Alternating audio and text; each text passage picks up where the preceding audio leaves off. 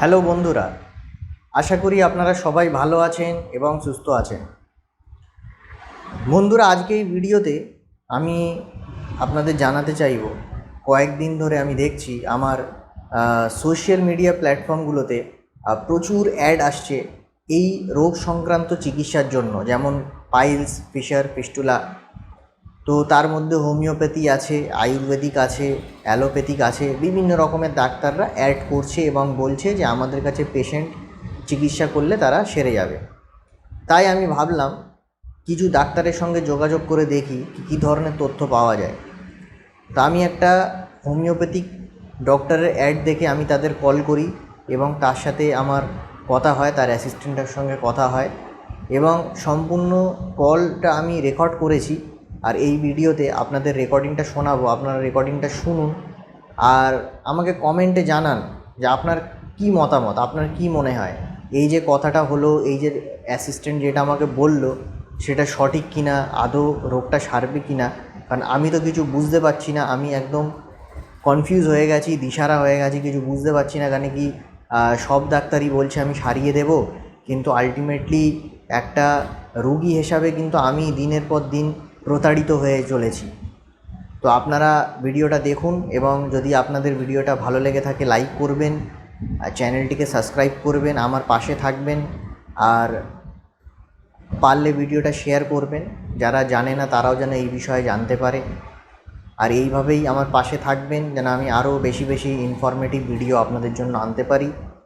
ধন্যবাদ ভিডিওটা দেখার জন্য। হ্যালো, নমস্কার। আমি ওয়েলনেস হোমিও ক্লিনিক থেকে বলছি। বলুন। আপনি সোমবার মানে রাত্রিবেলা 12টার পর একটা হোয়াটসঅ্যাপে যোগাযোগ করেছিলেন ইনস্টাগ্রামে piles, fissure, fistula treatment chat দেখে। হ্যাঁ হ্যাঁ হ্যাঁ, করেছি। এটা রবিবার রাত্রিবেলা, ওই জন্য সোমবার দেখাচ্ছে। আচ্ছা, আপনি কে বলছেন? কোথা থেকে যোগাযোগ করছেন? কলকাতা থেকে। আচ্ছা, কি সমস্যার জন্য যোগাযোগ করছেন? আমার অ্যাকচুয়ালি ফিস্টুলা হয়েছে এবং আমার একটা সার্জারিও হয়েছে। হ্যাঁ। তো সার্জারি হয়ে 3 মাস পর থেকে দেখছি আবার যেন একটু সমস্যা মনে হচ্ছে। আচ্ছা, আপনি সার্জারিটা কোথা থেকে করিয়েছেন? সার্জারি করিয়েছিলাম আরজি স্টোন হসপিটালে, আপনার লেজার আরজি সার্জারি করেছিল। আরজি আরজি হসপিটাল। Stone hospital, Dhakuria. আচ্ছা, আহ, আপনার যে ফিস্টুলা হয়েছে এটা ডিটেক্টেড, তাই তো? এমআরআই বা হ্যাঁ, এমআরআই করা ফিস্টুলোগ্রাম? হয়েছিল তো, ডক্টর এমআরআই করেছিল, করে বলল ফিস্টুলা হয়েছে। ডক্টর বলল লেজার সার্জারিটা করো। লেজার সার্জারিটা মানে বলল ওতে কাটা ছেঁড়া নেই, ওতে পেন কম আছে। কম সময় থাকতে হয়। হ্যাঁ হ্যাঁ, তো সার্জারি তো এটা করেছি। অ্যাকচুয়ালি তো অপারেশন, হ্যাঁ কিন্তু হ্যাঁ একটা লেজার পদ্ধতিতে হওয়ার জন্য এইগুলো আর তার জন্য কস্টটা বেশি। হ্যাঁ হ্যাঁ।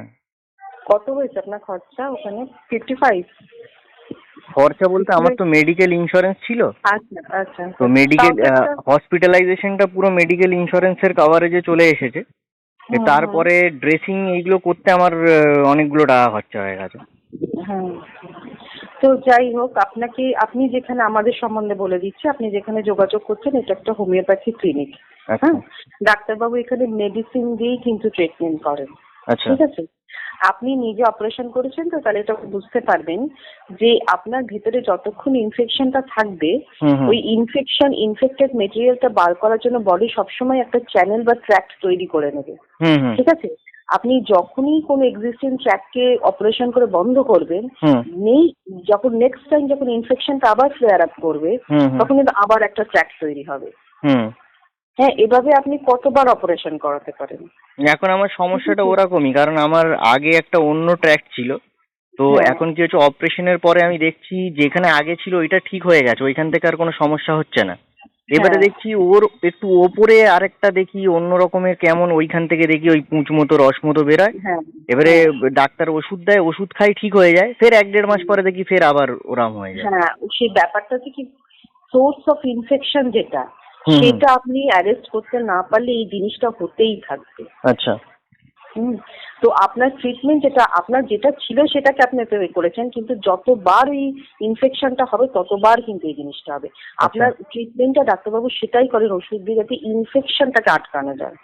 হ্যাঁ, ইনফেকশন না আটকানো গেলে এটা আপনি করতে পারবেন না। এবং সেটা ওষুধ দিয়েই করতে হবে। হ্যাঁ, আচ্ছা। তো এই ওষুধ দেওয়ার জিনিসটা হচ্ছে ট্রিটমেন্ট। আমি কি জিনিসটা করবো, সেটা করবো যে আপনার যে পুঁজ হওয়ার যে প্রবণতা, এইটাকে আমার রোধ করতে হবে। আচ্ছা। শুধু অ্যান্টিবায়োটিক, স্ট্রং ডোজে অ্যান্টিবায়োটিক খেলে কি হবে, আপনার রসটাকে শুকিয়ে দিচ্ছে, কিন্তু যেই ওর এফেক্টটা কমে যাচ্ছে তখনই আপনার এটা হচ্ছে। সেটা কিন্তু ওইভাবে করলে আপনি তো দীর্ঘস্থায়ী এটা পাবেন না। তো এইটাই হচ্ছে ওনার ট্রিটমেন্টের উদ্দেশ্য।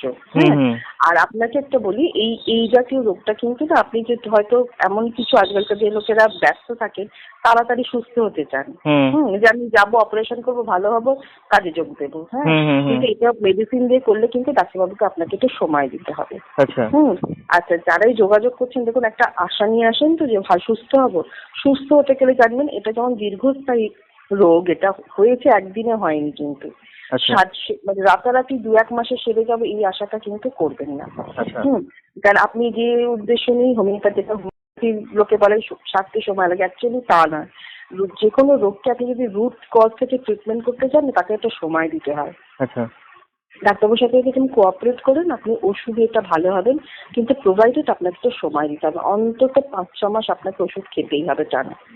আচ্ছা, আপনাদের মানে ডক্টরের চেম্বারটা কোথায় আছে? ডাক্তারবাবুর চেম্বার হচ্ছে ওনার নিজস্ব বাড়িতে, সেটা চুচড়ো, হুগলিতে। হুগলিতে? আচ্ছা, মানে আপনার হাওড়া থেকে মানে কতটা পথ? হাওড়া থেকে আপনি ব্যান্ডেলের নাম শুনেছেন? ব্যান্ডেল স্টেশন, শুনেছি। ব্যান্ডেলের আগের স্টেশন, এটা চন্দননগরে, যেখানে শ্রীরামপুর চন্দননগর জগদ্ধাত্রী পুজো হয়। আচ্ছা আচ্ছা, হ্যাঁ আমি দেখেছি, ওইখানে 50 মিনিট সময় লাগে। ঠিক আছে, হাওড়া থেকে হুগলিতে নামতে। এখানে নেমে স্টেশনে এসে টোটো করে আপনি একদম ডাক্তারবাবুর বাড়ির কাছে পৌঁছে যাবেন, সেটা এমনি।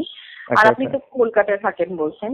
আর একটা জিনিস, ডাক্তারবাবু যারা ফিজিক্যালি এখানে এসে দেখান সেটা ঠিক আছে, আর যারা ফিজিক্যালি আসতে পারে না, ধরুন আপনার মতো যারা ভাবেন দূর বা সময়ের অভাব বা শারীরিক অসুবিধে আছে, আসতে পারবেন না, সেক্ষেত্রে ডাক্তারবাবু অনলাইনেও কনসালটেশন করেন, হোয়াটসঅ্যাপ ভিডিও কলের মাধ্যমে পেশেন্টকে সরাসরি দেখেন।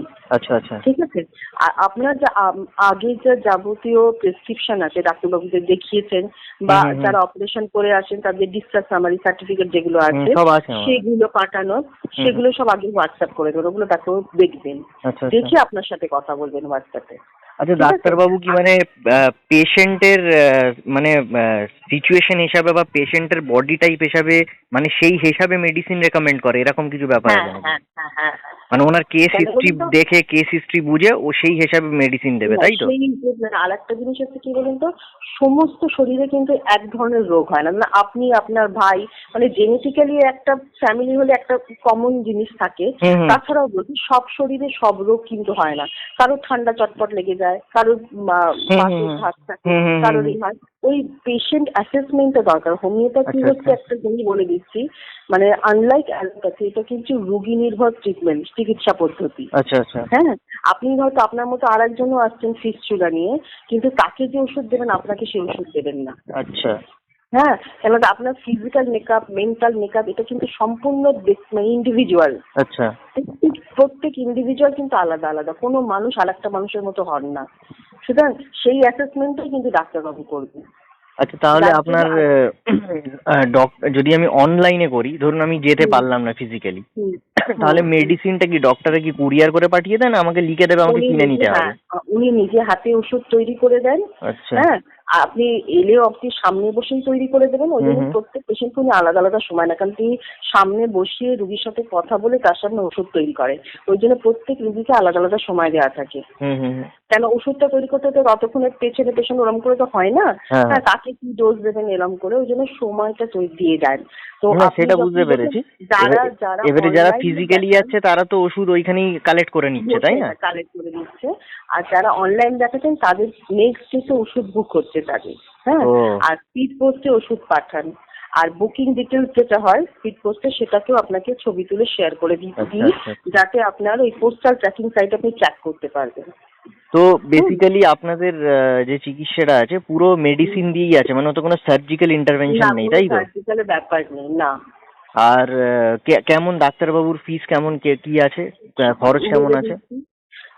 যদি অনলাইনে দেখান, ডাক্তারবাবুর কনসালটেশন ফিস, রুগী দেখা, 1 মাসের ওষুধ দিয়ে দেন, আর ওষুধটা পাঠাবে, এই সব কিছু নিয়ে প্রথমবার নেন 700। আচ্ছা, আর নেক্সট টাইম নেন 500। আচ্ছা।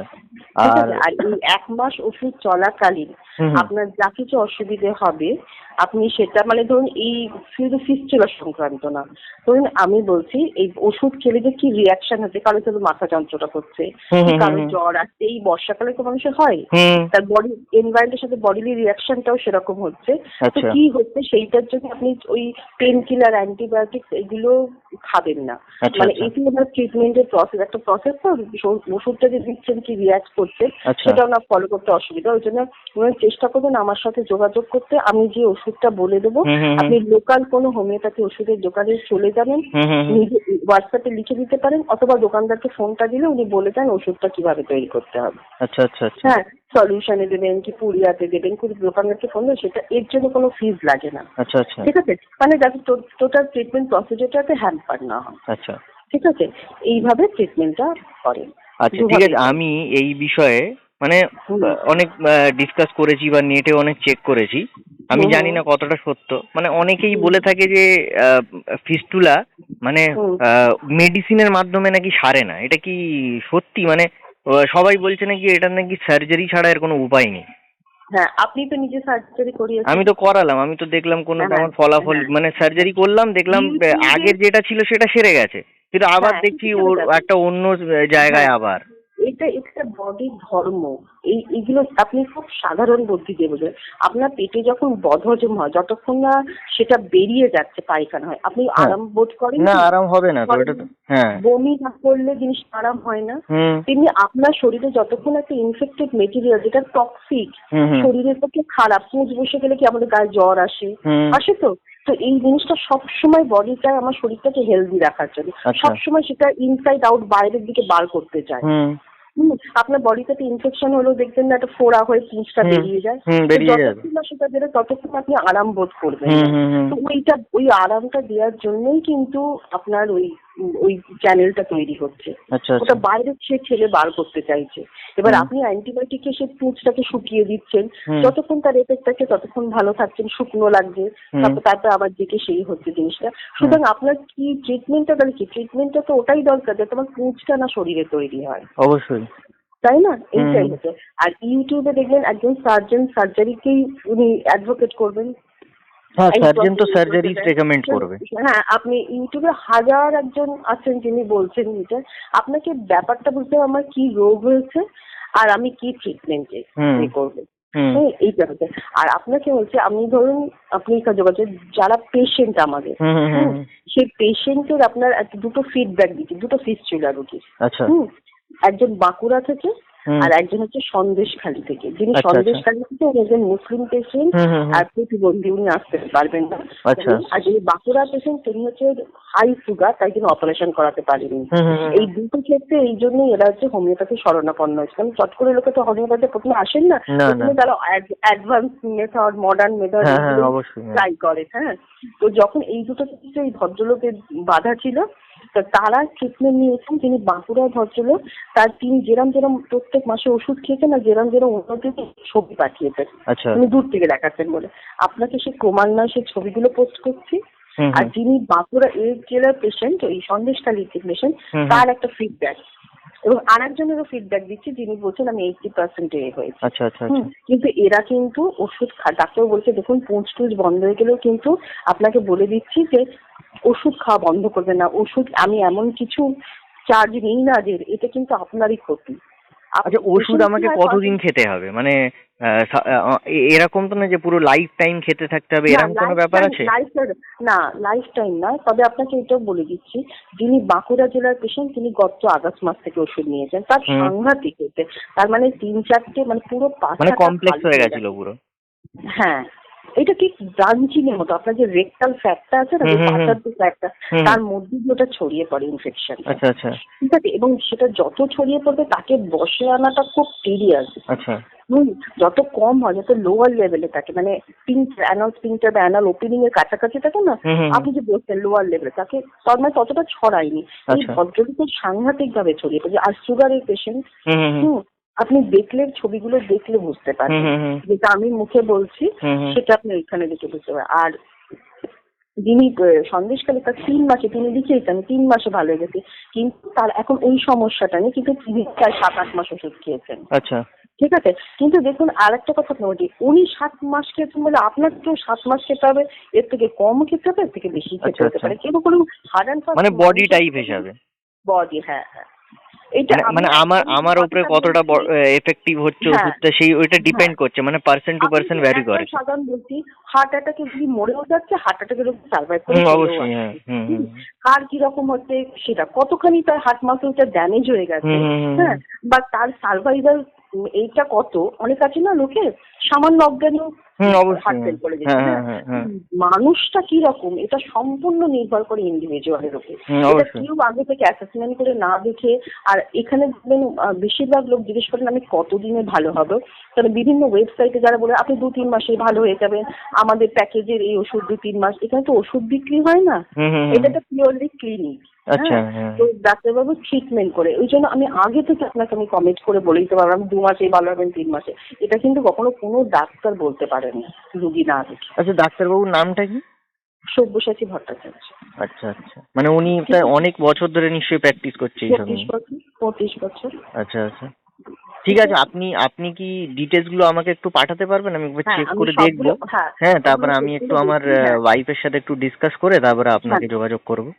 হ্যাঁ, কোনো তাড়াহুড়ো নেই, আপনি যোগাযোগ করেছেন বলে আমি details কারণ টা আমি বলে দিলাম। প্রচুর সার্চ করেছি নেটে, আর হুম। বিশ্বাস করবেন না, আমার সার্জারি করার পরেও যখন আমি দেখছি আমি সেই রিলিফটা পাচ্ছি না, আমার যেন কারোর কথায় যেন বিশ্বাস হচ্ছে না।